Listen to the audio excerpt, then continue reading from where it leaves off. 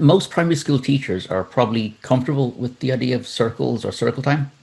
But I'm guessing a lot of secondary school teachers, for example, would think that circles wouldn't work for them, or be not really appropriate. Like, is that the case? Yeah. So again, like circle time is definitely, it's nearly built into the primary school model, getting kids in circle, working that way, and then I suppose we think that, oh, this is just childish, babyish, or just something for primary schools.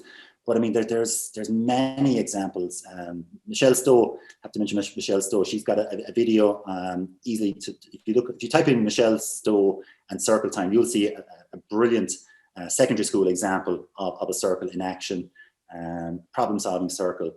And there's many secondary school teachers who use this on a regular basis. It might look a bit different. It might be just a quicker standing circle, just asking that engaging question at the start, just for a minute or two.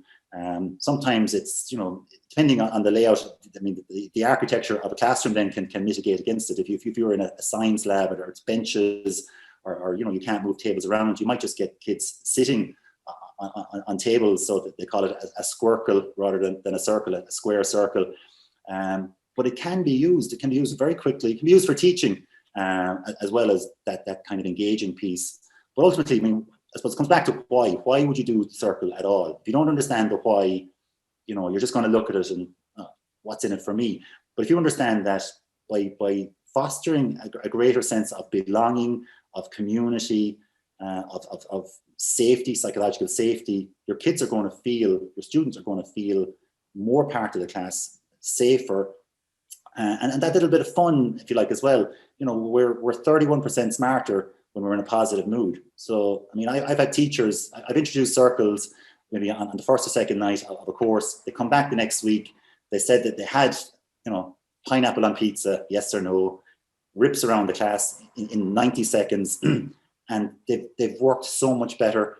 It's just lifted the mood. 31% smarter for 2 minutes effort. So you got to understand the why as well, because otherwise, you're not going to. If you don't understand it, you're just not going to do it.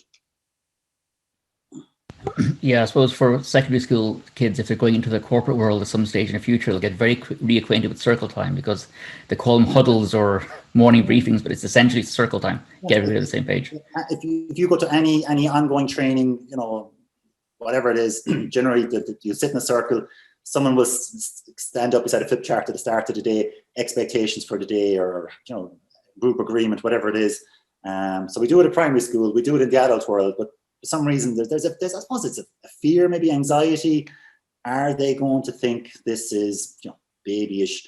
But if you, as the teacher, as the leader, as the adult, have enough understanding, enough skill, you want to, it's a skillful thing to do, like anything. But if you're competent, and then you've got the confidence to do it, to drive it, you will overcome those initial giggles or whatever it is very, very quickly. And I mean, I've role model circles in secondary schools myself, and they love it. They love it.